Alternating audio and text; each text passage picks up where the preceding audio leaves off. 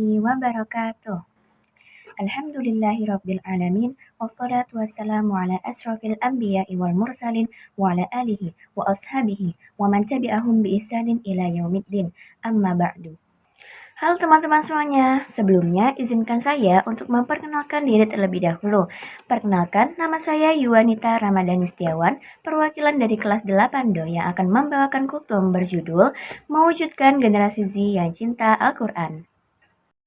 Di era modern seperti ini, pemuda menghadapi berbagai tantangan yang tidak ringan. Era globalisasi dan digitalisasi memberikan dampak positif, tetapi juga banyak tantangan negatif yang harus dihadapi oleh pemuda. Pengaruh budaya luar yang tidak sesuai dengan nilai-nilai Islam, arus informasi yang sangat cepat, dan godaan teknologi membuat pemuda harus lebih bijak dan selektif dalam memilih hal-hal yang bermanfaat. Karena itu, penting bagi para pemuda untuk memiliki dasar agama yang kuat agar tidak mudah terpengaruh oleh hal-hal yang merusak. Rasulullah SAW mengingatkan dalam sebuah hadis, manfaatkan 5 perkara sebelum 5 perkara. Masa mudamu sebelum datang masa tuamu, masa sehatmu sebelum datang masa sakitmu, masa kayamu sebelum datang masa kefakiranmu, masa luangmu sebelum datang masa sibukmu, dan hidupmu sebelum datang kematianmu. Hadis riwayat Al-Hakim. Hadis ini mengingatkan kita betapa berharganya masa muda. Di masa muda, seorang memiliki energi dan kesempatan yang luas untuk memperbaiki diri, menimba ilmu, dan berkontribusi untuk masyarakat. Jangan sampai masa mudamu berlalu sia-sia dengan mengejar hal-hal yang sementara, tanpa memberi manfaat bagi kehidupan di akhirat. Allah Subhanahu wa Ta'ala berfirman dalam surat Al-Baqarah ayat 2. A'udzubillahi minasyaitonirrajim. Zalikal kitabu la raiba fihi hudal lil muttaqin. Yang artinya, kitab Al-Quran ini tidak ada keraguan padanya, petunjuk bagi mereka yang bertakwa. Dari ayat ini, kita memahami bahwa Al-Quran adalah sumber hidayah bagi kita semua. Dengan menjadikan Al-Quran sebagai sahabat sejati, kita akan mendapatkan petunjuk untuk menjalani kehidupan dengan benar. Namun, bagaimana caranya agar kita bisa menjadi generasi Z yang mencintai Al-Quran?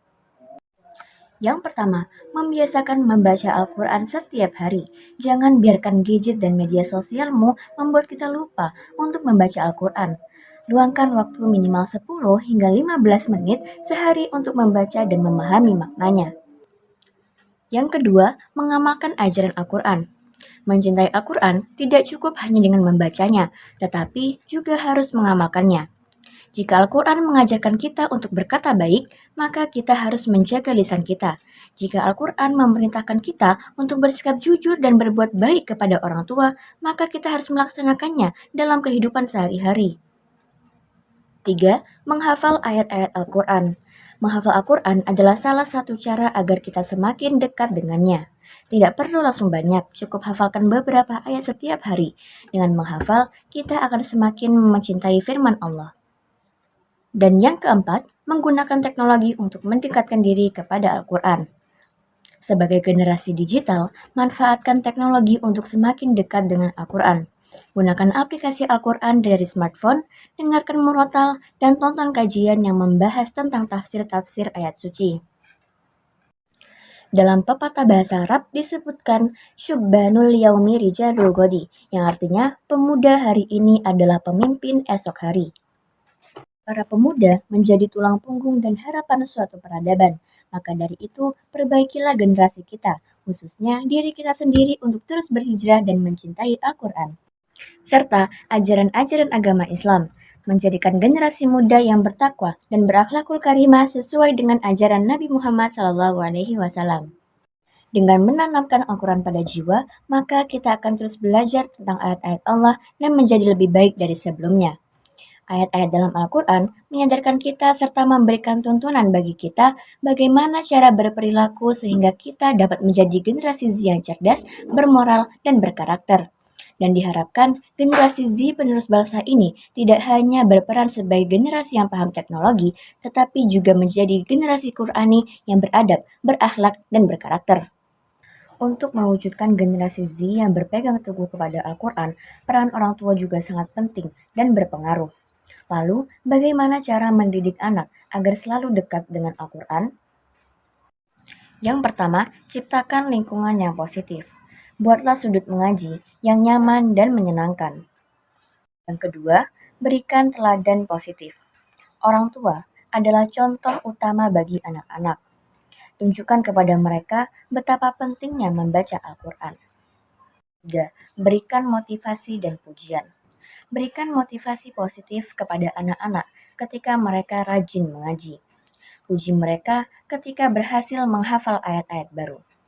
Hindari hukuman atau kritik yang berlebihan karena dapat mengurangi motivasi anak untuk mengaji.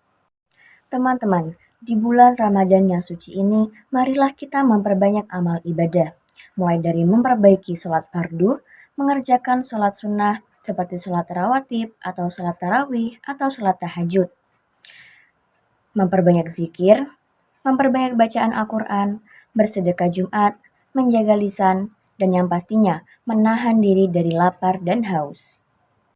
Insya Allah, semua ibadah yang kita lakukan di bulan suci ini akan mendapatkan berkah dan ridho dari Allah, menghapus dosa-dosa kita sebelumnya, dan mengangkat derajat kita semua. Amin, amin, ya Rabbal Alamin. Kesimpulan dari kultum ini adalah, sebagai generasi Z yang hidup di era digital, marilah kita tetap berpegang teguh kepada Al-Quran. Lakukan apa yang telah diajarkan oleh Al-Quran dan tinggalkan apa yang telah dilarang oleh Al-Quran. Teman-teman, akhir kata inilah materi kultum yang dapat saya sampaikan. Mudah-mudahan teman-teman sekalian mendapatkan manfaat dari apa yang saya sampaikan, terkhusus kepada diri saya sendiri. Terima kasih telah menyimak kultum saya. Mohon maaf apabila ada salah kata. Dengan ini, saya ucapkan Alhamdulillahirabbil alamin wabillahi taufiq wal hidayah wa ridha wal inayah wa afu minkum. Wassalamualaikum warahmatullahi wabarakatuh. Teman-teman, di bulan suci Ramadan ini, Allah Subhanahu wa Ta'ala akan ajaran Al-Quran. Mencintai Al-Quran ini tidak